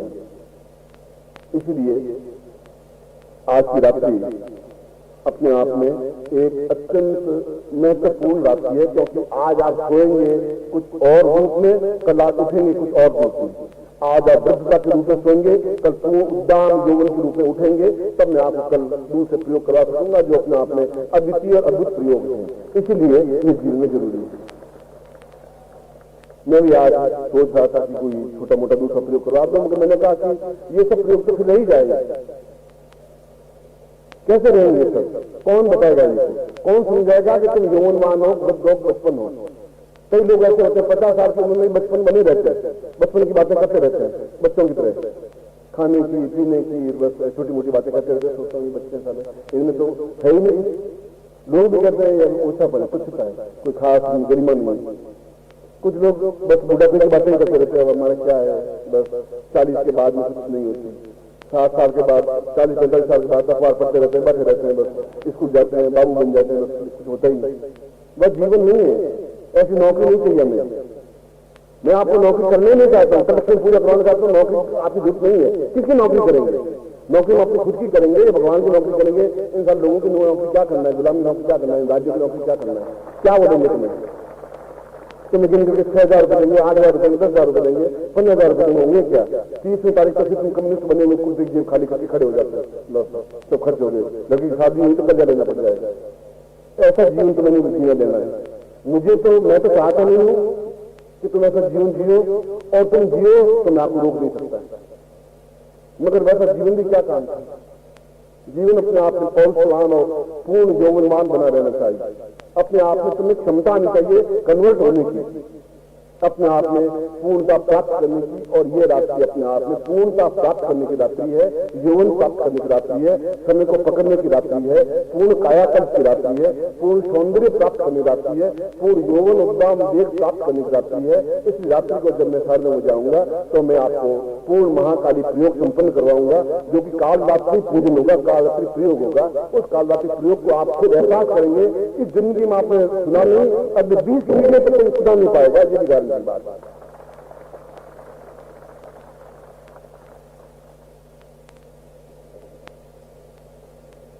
कभी कभी आप लोगों को देख के जोश आ जाता है। जोश इसलिए आता है कि ये लड़की कमजोर क्यों है, इन लड़कों को कुछ देना चाहिए मुझे। अगर च्यवनप्राश खाने से कुछ होगा नहीं, आंवले में गुड़ मिला दो च्यवनप्राश बन जाएगा। शीशी भर दो, ऊपर थोड़ा बर्फ लगा दो, च्यवनप्राश में कुछ नहीं होता है। पुराना गुड़ और उसमें थोड़ा सा आंवले मिला दो, ये च्यवनप्राश बना। फिर आप विज्ञापन कर दीजिए धुआं दो, ये च्यवनप्राश। और च्यवनप्राश से जवान होते तो फिर दुनिया में मुझे तो बुढ़ापा को दिखाई नहीं देता। तो च्यवनप्राश के 10-12 रुपए की बोतल मिलती। एक वेदराज जी ने, मतलब एक आया मरीज, उसने कहा मेरे बच्चे नहीं हो रहे। अरे बच्चे नहीं हो रहे, अल्लाह 100 रुपये लगेंगे, 2 गोलियां लिया, किसी में 2 गोलियां दी। और वेदराज की पत्नी पास में बैठी हंसी। तो उस मरीज ने, वो व्यक्ति ने पूछा, वो भी 30-35 साल का था, उसने कहा आप हंसी?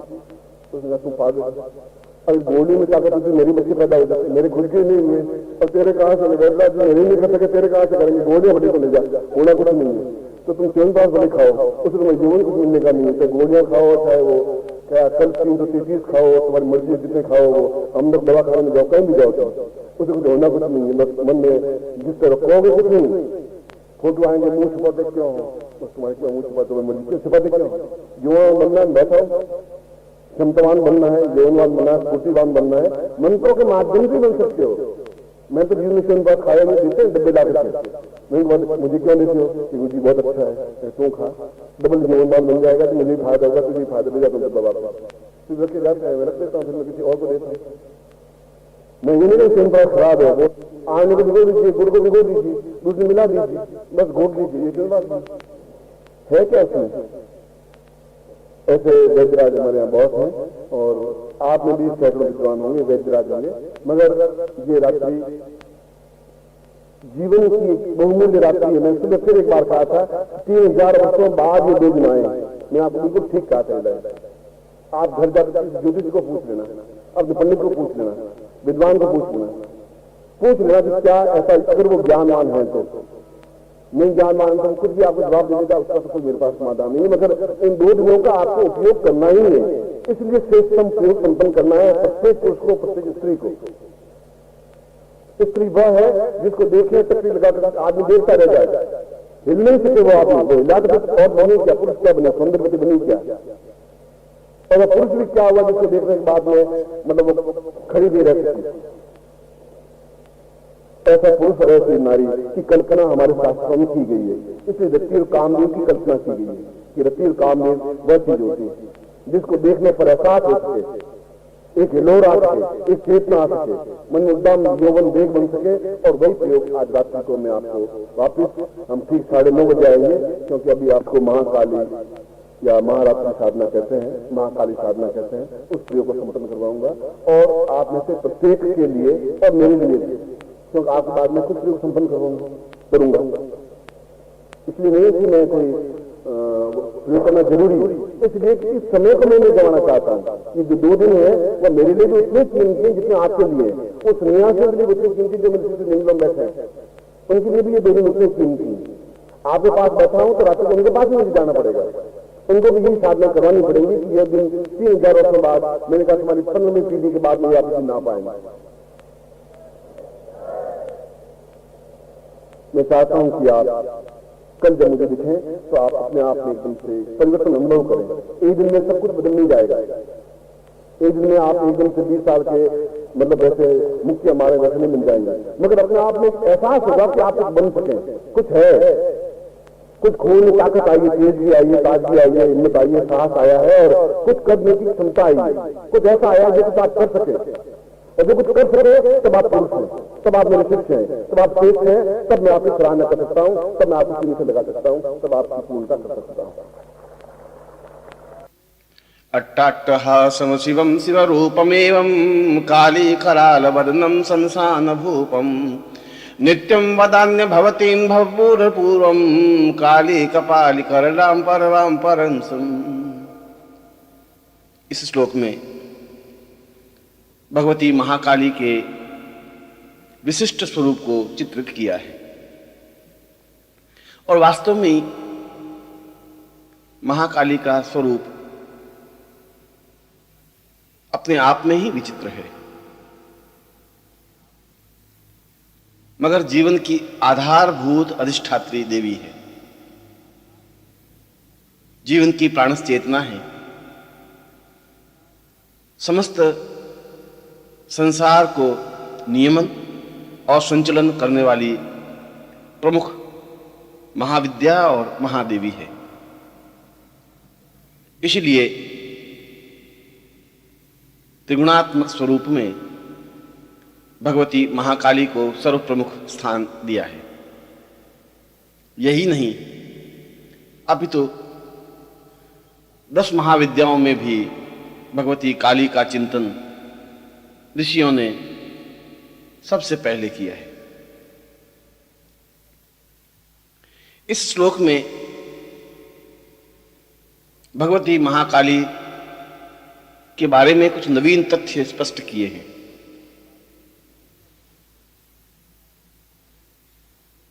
भगवती काली अपने आप में शिवा है, शिव की आधारभूत रूपा है। शिव जो कल्याण करने वाले हैं, शिव जो जीवन में प्रेम आनंद प्रदान करने वाले हैं, शिव जो समस्त संसार को खुशी, कल्याण, मंगल और पूर्णता देने वाले हैं, उनकी आधारभूत शक्ति महाकाली है। इसका तात्पर्य यह हुआ कि व्यक्ति जीवन में तब तक आनंद और पूर्णता अनुभव कर ही नहीं सकता जब तक कि वह शक्तिमान न हो। इसीलिए शिव और शक्ति का अपने आप में संबंध है। यदि आप शिवमय बनना चाहते हैं, कल्याणमय बनना चाहते हैं, जीवन में पूर्ण शांति और सुख प्राप्त करना चाहते हैं, आनंद और सुख को प्रवहमान करना चाहते हैं,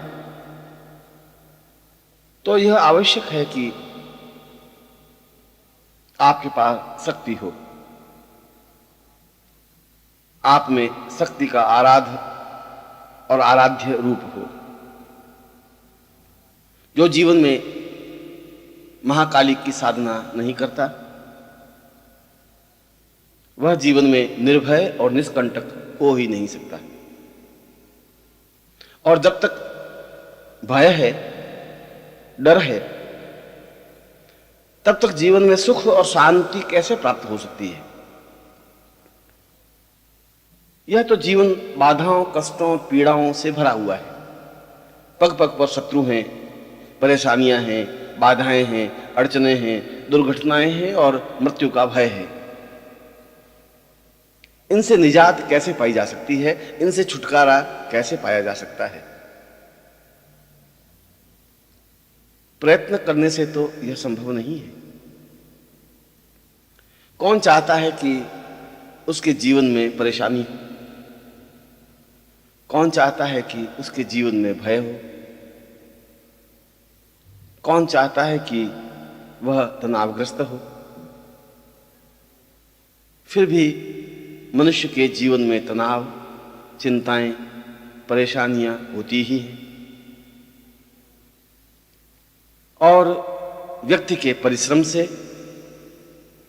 व्यक्ति के प्रयत्न से इन तनावों से छुटकारा नहीं मिल सकता। इनसे छुटकारा तो भगवती महाकाली की साधना से ही संभव है। यों तो त्रिगुणात्मक स्वरूप में महालक्ष्मी और महासरस्वती को भी प्रमुख स्थान दिया है, परंतु ऋषियों ने कहा है कि केवल महाकाली की साधना करने से भी जीवन में पूर्णता, जीवन में सौभाग्य, सुख, शांति, आनंद, लक्ष्मी, सरस्वती, स्मरण शक्ति, मेधा और पूर्णता आ सकती है। महाकाली का स्वरूप भले ही भयानक और डरावना हो, काला लंबा चौड़ा शरीर, 10 हाथों में विविध आयुध और अस्त्र शस्त्र लिए हुए, गले में नरमुंडों की माला पहने हुए, पीठ पीछे लंबे लहराते हुए बाल, बड़ी बड़ी आंखें और मुंह के बाहर निकली हुई लाल लाल जिह्वा, सब कुछ अपने आप में डरावना सा प्रतीत होता है।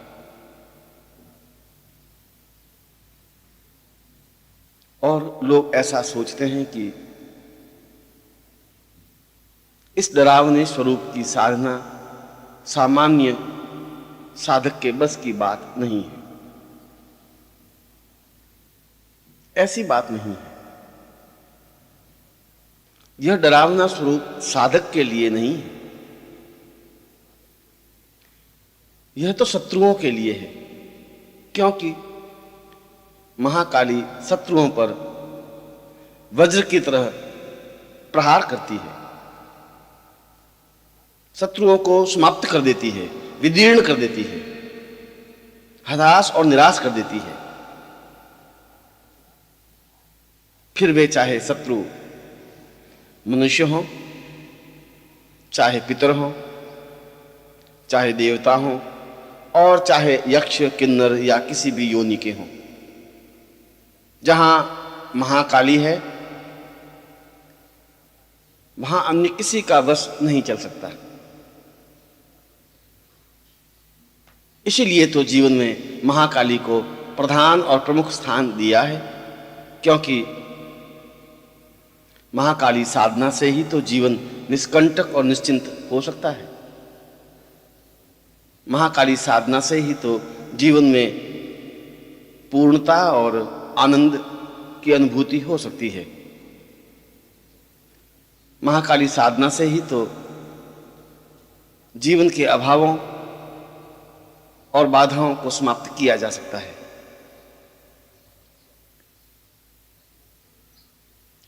और जीवन में शत्रु केवल देवता, पितर या मनुष्य ही नहीं होते, रोग भी प्रबल शत्रु है। वह रोग चाहे स्वयं को हो परिवार के अन्य सदस्य को हो या समाज के किसी वर्ग को हो। रोग को भी तो शत्रु कहा गया है, और इस शत्रु की समाप्ति, रोगों से पूर्ण छुटकारा भी महाकाली साधना से ही संभव है। रोगानुशेषा, काली का नाम लेते ही रोग पीछे नहीं रहते, रोगों का अवशेष रहता ही नहीं, उनका अस्तित्व समाप्त हो जाता है।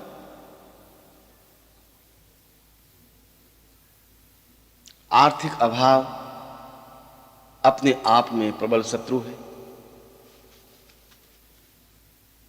क्योंकि आदमी अपने जीवन में सब कुछ झेल सकता है,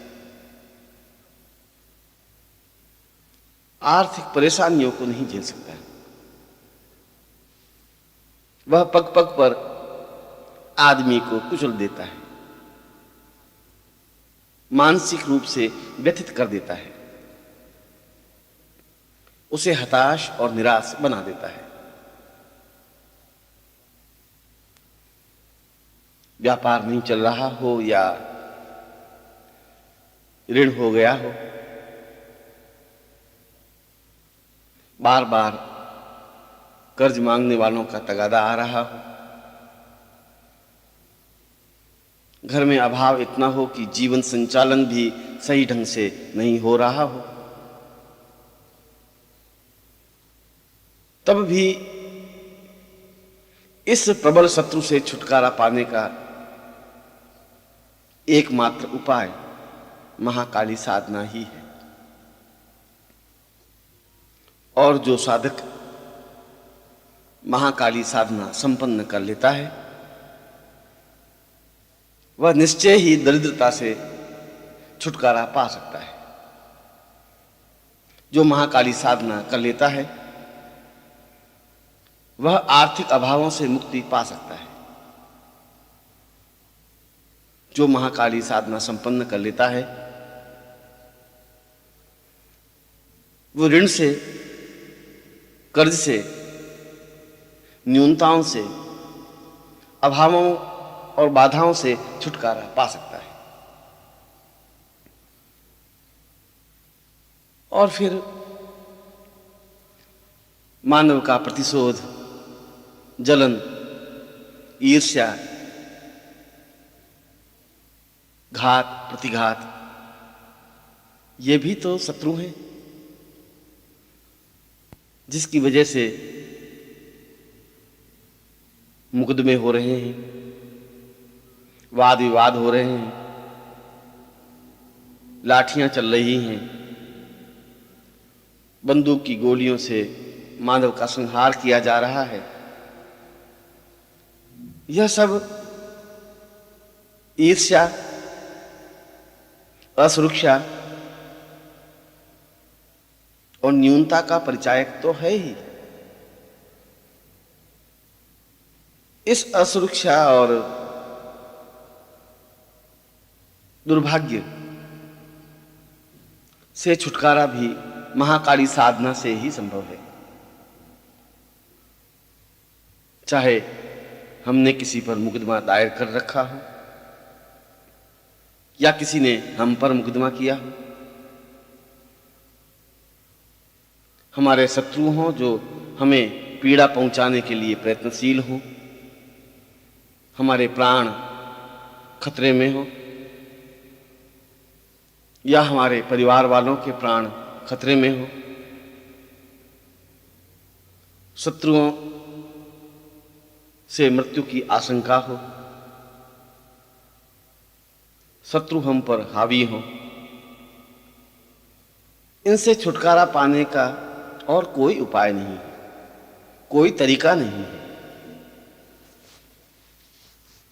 केवल मात्र महाकाली साधना से ही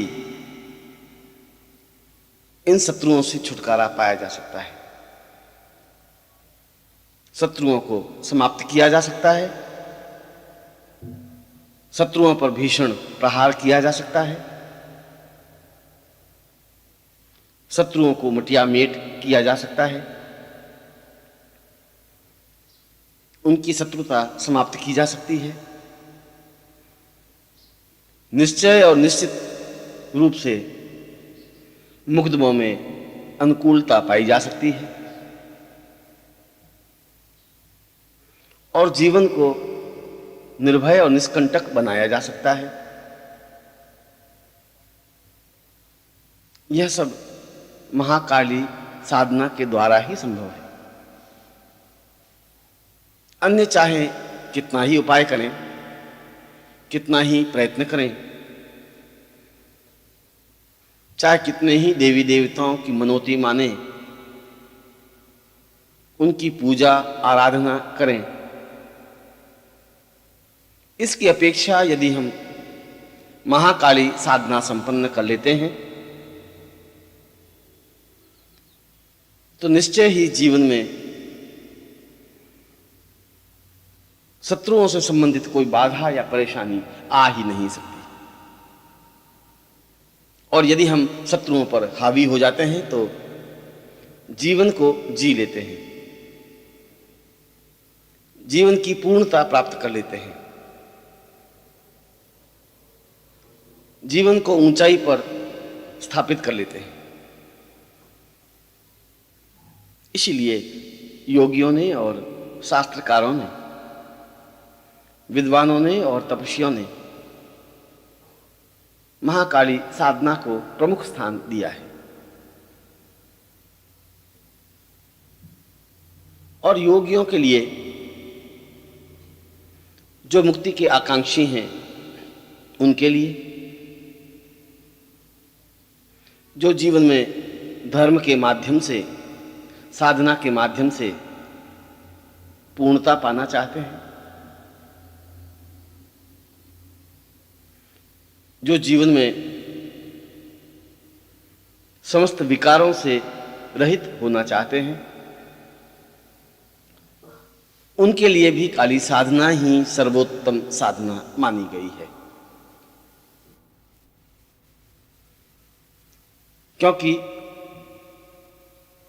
जीवन में तो कई विकार हैं, काम, क्रोध, लोभ, मोह, अहंकार, तृष्णा, स्वार्थ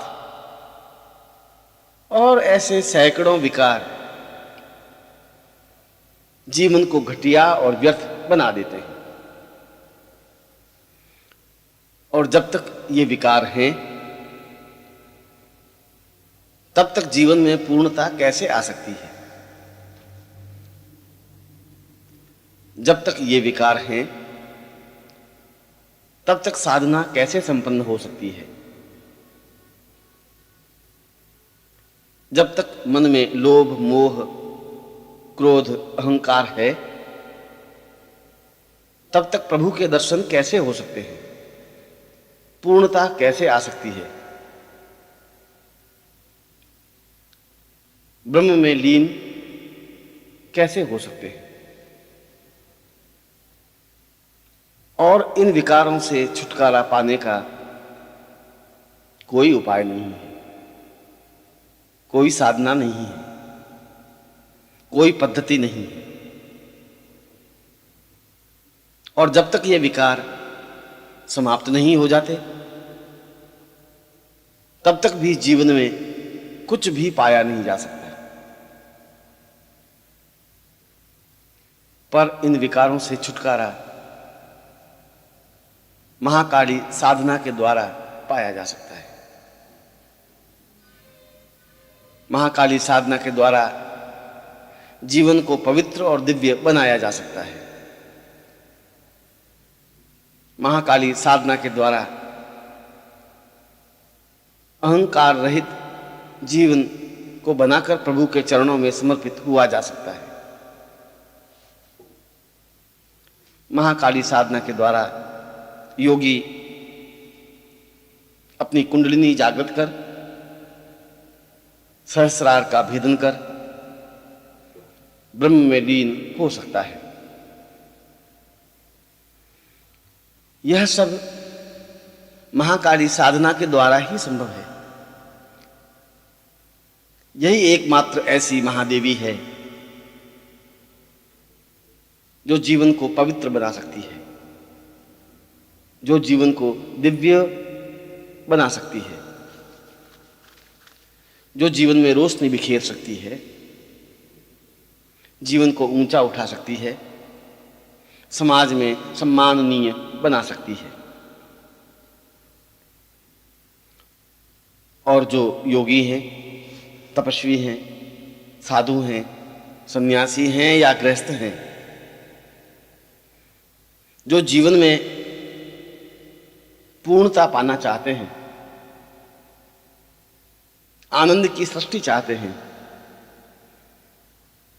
उनको महाकाली साधना तो करनी ही चाहिए, क्योंकि महाकाली धन, वैभव, ऐश्वर्य, संपन्नता, सुख और सौभाग्य तो प्रदान करती ही है, साथ ही साथ बाधाओं, पीड़ाओं और कष्टों को भी दूर करने में समर्थ है, अभावों और न्यूनताओं को निरस्त करने में भी सहायक है, चिंताओं और तनावों से समाप्त एक उन्मुक्त जीवन प्रदान करने में भी सहायक है। जहां ये सृजनात्मक है, वहीं यह संहारात्मक भी है। इसीलिए महाकाली को सर्वोच्च महाविद्या कहा गया है। इसीलिए महाकाली साधना गृहस्थ व्यक्तियों के लिए और सन्यासियों के लिए समान रूप से उपयोगी बताया गया है। और फिर यह भ्रांत धारणा है कि महाकाली साधना उग्र साधना है या तांत्रिक साधना है। महाकाली तो अपने आप में अत्यंत सरल, सामान्य और सहज साधना है, श्रेष्ठ साधना है, जो किसी भी इष्ट को मानने वाले हों, गायत्री उपासक हों, सात्विक साधना करने वाले हों, चाहे शैव हों, चाहे वैष्णव हों, चाहे शाक्त हों, प्रत्येक इस साधना को संपन्न कर सकता है, क्योंकि महाकाली का स्वरूप ही अपने आप में उग्र है।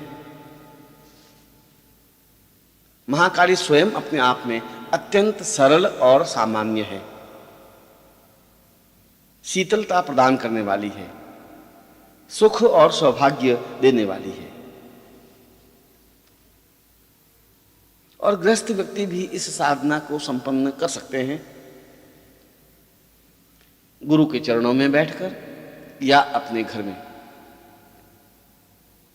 गृहस्थ के कर्तव्यों का निर्वाह करते हुए या अनुष्ठान के रूप में।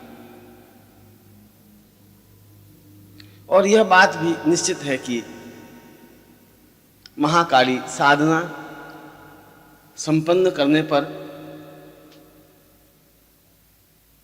पूर्ण सफलता तो मिलती ही है, पर यदि किसी कारणवश साधना असफल हो जाए, पूरी तरह से मंत्र जप न हो, बीच में ही साधना छोड़नी पड़े या साधना में व्यवधान आ जाए, तब भी साधना करने वाले को इसका विपरीत प्रभाव देखने को नहीं मिलता। यह बात अलग है कि उस साधक को उतनी सफलता नहीं मिल पाती।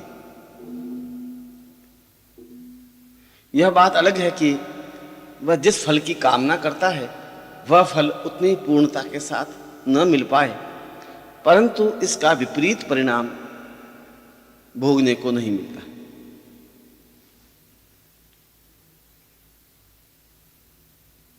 इसलिए गृहस्थ व्यक्ति भी निष्कंटक और निश्चिंत होकर इस साधना को संपन्न कर सकते हैं। उनको महाकाली साधना संपन्न करनी ही चाहिए। और जो महाकाली साधना संपन्न कर लेता है, अन्य साधनाएं अपने आप उसके लिए सरल और सामान्य हो जाती हैं। फिर उसे अन्य साधनाओं में असफलता नहीं देखनी पड़ती, फिर उसे पराजय का मुंह ताकना नहीं पड़ता है, फिर उसे जीवन में हताशा या निराशा नहीं होती।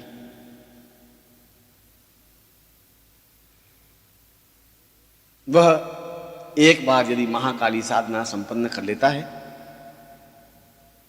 तो सैकड़ों साधनाएं तो स्वतः सिद्ध हो जाती हैं। जीवन के अभाव और जीवन की परेशानियां तो स्वयं समाप्त हो जाती हैं।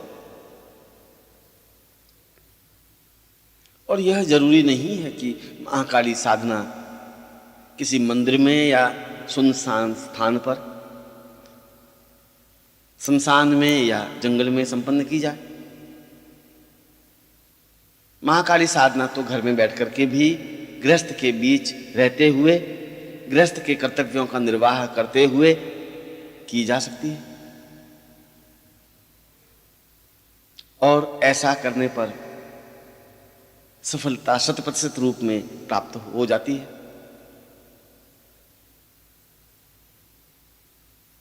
जो जीवन में कुछ करना चाहते हैं, जो अपने जीवन में उन्नति के शिखर पर पहुंचना चाहते हैं,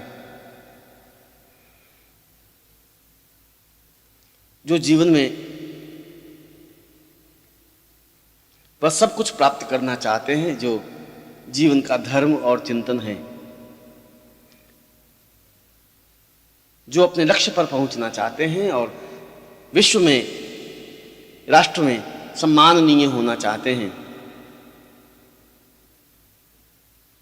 जो अपने क्षेत्र में अद्वितीय होना चाहते हैं, उनके लिए सरस्वती साधना के साथ साथ महाकाली साधना भी अनिवार्य है, आवश्यक है। क्योंकि अन्य सैकड़ों हजारों साधनाओं की अपेक्षा यदि केवल महाकाली साधना ही संपन्न कर ली जाए तो फिर अन्य साधनाओं को करने की जरूरत ही नहीं रहती। इसलिए जो अपने जीवन में सब कुछ प्राप्त करना चाहते हैं, उनके लिए तो अत्यंत आवश्यक है कि वे महाकाली साधना संपन्न करे ही, क्योंकि पूर्णता और श्रेष्ठता की यही महाधिष्ठात्री महाविद्या देवी है।